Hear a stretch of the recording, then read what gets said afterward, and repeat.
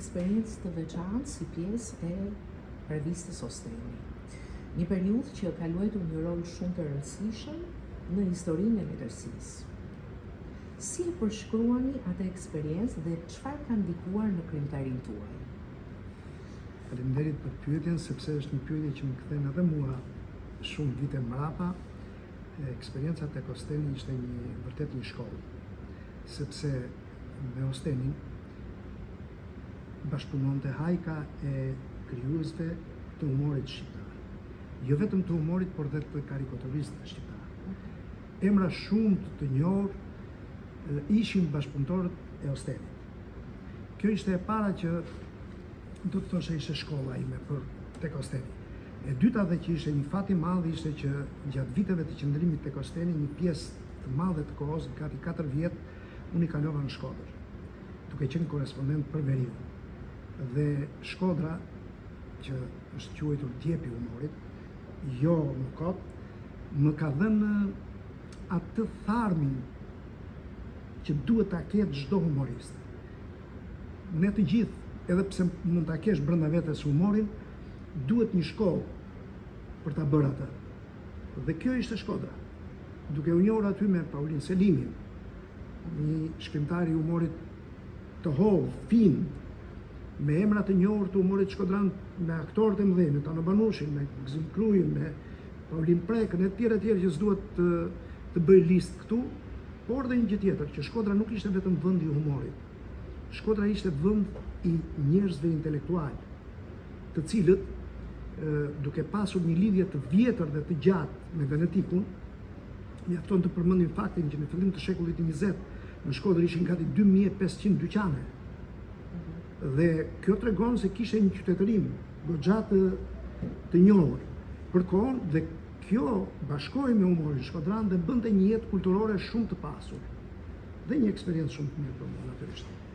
Jo ndërkohë jeni edhe drejtues i shtëpisë botuese në Radha. Si e mendoni procesin e botimit në ditën e sotme? A shihni një rrezik të humbjes së thelbit të letërsisë tradicionale? Botimet në Shqipëri, unë kam një eksperiencë të vogël, kam gati 31 vjet që merrem me shtëpinë botuese, duke e renditur ndër të parat shtëpi botuese private, të kanë qenë 2-3 përpara meje, kanë një ecuri të jashtëzakonshme. Mjafton të kujtojmë si kanë qenë botimet para 30 vjetësh, dhe ne do habitemi, themi vërtet i kemi botuar në këta libra, dhe këtu nuk e kam fjalën vetëm te cilësia e letrës, nuk e kam fjalën vetëm tek kapakët, tek estetika, pamja jashtme e librit. Përkthimet tona ishin skandaloze. Dhe kjo vinte nga një uri e jashtëzakonshme e lexuesit për të marrë letërsinë e huaj. Por kjo uri nuk mund të mbushej me përkthyes të pakt.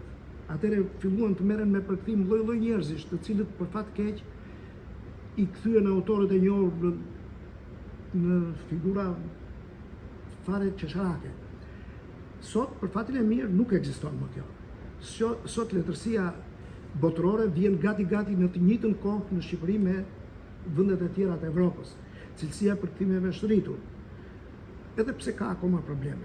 Ama, nëse do të kthehem tek pyetja juaj, unë nuk shoh rrezik të letërsisë, sepse letërsia komerciale ka ekzistuar dhe do ekzistojë. Shkrimtarët e mesëm, shkrimtarët që lexohen por që nuk kanë cilësinë e duhur, kanë ekzistuar dhe do ekzistojnë. Ama ata që mbeten janë pikërisht shkrimtarët e mëdhenj. Unë jam përpjekur, paktën me eksperiencën time modeste, të sjell nga këta emra. Fakti kam botuar Tolstojin, kam botuar Çehovin, kam botuar Mopasanin, edhe libra të tjerë të letërsisë klasike, dua të them me këtë që letërsia klasike nuk vdes. Natyrisht duke i shtuar kësaj dhe vlerat bashkëkohore dhe atë letërsinë e mirë që sot e gjen gjithandej. Krijimtaria juaj është e gjerë, poezi, ese, prozë. Cilat janë temat kryesore që trajtohen në këtë krijimtari? Shiko, unë e fus veten tek krijuesit dembel. Kjo më ka detyruar që të mos zgjedh tema. Do me thënë, nëse do merresha me temën, duhet merresha të bëja romane. Unë jam përpjekur të gjej gjëra nga realiteti, detaje të vogla, të cilat ti sjell ose në poezi ose në humor. Po stilin tuaj letrar, si e përshkruani? Kjo pastaj është diçka që këtë mbetet për ta studiuar nëse do ketë kohë dikush të merret me stilin tim, por unë përpiqem të jemi thjesht. Të kem një fjalor të zgjedhur, por të thjesht. Të mos përdor shumë fjalë me ngarkesë të pakuptueshme. Metaforat jenë të lexueshme, të jenë të kuptueshme. Po kështu në mënyrë të veçantë në humor kam kuptuar që humori duke qenë pak elitar, një lloj si poezia, kërkon që autori duhet jetë stimatar, duhet të zgjedh fjalën. Ajo ka efekt. Fjala ka efekt të jashtëzakonshëm. Ti mund të shkruash 5 faqe, por nuk e thënë asgjë. Mund të shkruash vetëm një faqe dhe ke thënë gjithë atë që ke dashur të thuash. Ndikojnë periudhat historike, sociale, politike në krijimtarinë tuaj? Natyrisht ne jemi njerëz që jetojmë në këtë realitet. E bukura e humorit është që autori e shikon atë realitet me një sy tjetër.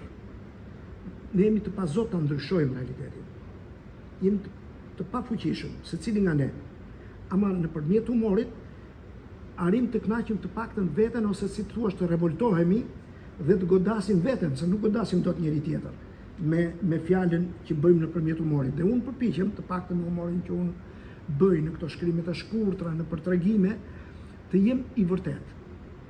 Duke marrë gjëra nga realiteti dhe duke i sjell ato në humor, duke i sjell ato në letërsi me një ngjyresë e cila ka brenda vet ironin, ka ironin, ka dëshirën për t'ju dhënë njerëzve diçka të veçantë. Cila është më e preferuara për ju nga gjithë çfarë keni krijuar deri më sot? E preferuar në ç'kuptim, si zhanër apo Si zhanër? Unë parapëlqej prozën e shkurtër. Parapëlqej prozën e shkurtër. Sepse humoristi ose njeriu i humorit duhet ta shohë një gjë ndryshe nga sa e shohin të tjerët. Sepse për ndryshe ajo do të jetë një gjë e zakonshme. Për shembull, unë pëlqej peshkimin. Kur unë shkoj për të peshkuar, unë nuk shikoj a do peshkoj apo nuk do peshkoj, a do zë peshk apo s'do zë peshk. Po unë shikoj si peshkojnë të tjerët. Dhe duke parë si peshkojnë të tjerët, unë vëre një njeri i cili bëhet nervoz, po s'kapi peshk. Vëre një njeri tjetër i cili mat edhe krimin që do vendosi te grepi, sepse është manjak deri në këtë detaj. Shikoj një tjetër që ka një gjë tjetër. Pra, të gjitha këto që unë i shoh atje, i marrë dhe i përpunoj për t'i bërë letërsi. Në Universitetin tonë Ismail Qemali është edhe Fakulteti Shkencave Humane. Është edhe dega gjuhë letërsi, media dhe komunikim, trashëgimi kulturore. Cili është mesazhi juaj, zoti Jani, për studentët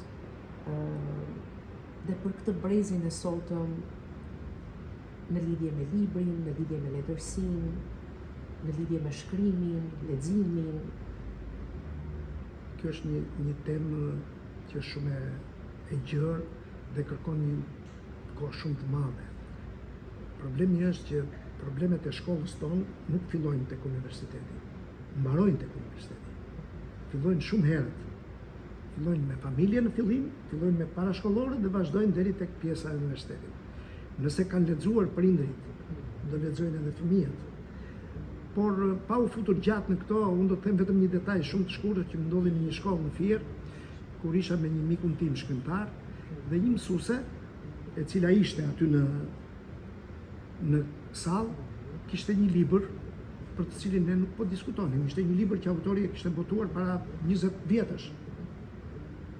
Dhe ajo e mbante në dorë, ne u habitëm, na u duk si një gjë e çuditshme. Kur ajo tha, ky libër tha, është bler nga unë kur ka lindur vajza ime. Dhe vajza ime ka emrin e personazhit të këtij libri. Tani vajza ishte maturante.